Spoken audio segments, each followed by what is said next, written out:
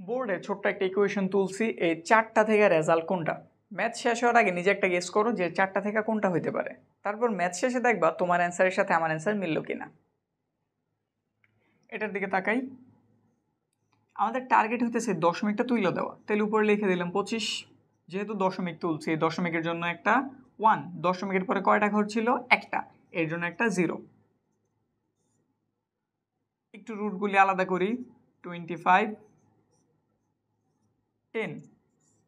আমরা সাধারণত জানি 25 এর রুট করা হইলে মান হইব 5, আর রুট 10 যেমন আছে ঠিক ওই রকম। এবার রুট 10টা যদি আমরা তুইলা দিতে চাই, তাহলে উপরে একটা রুট 10 গুণ করলাম, নিচে আরেকটা রুট 10 গুণ করলাম।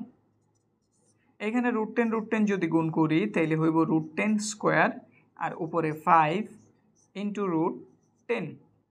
এখানে বাকিটা করি। উপরে হইল 5 রুট 10, নিচে রুটের স্কোয়ারে কি কাটা, তাহলে কত রইল? 10। 5 দিয়ে যদি আমরা 10-এর কাটি কয়বার যায়? 2 বার, তাহলে উপর রইল রুট 10, নিচে 2। গেস করছিলা কোনটা? অ্যান্সার হইতেছে সি।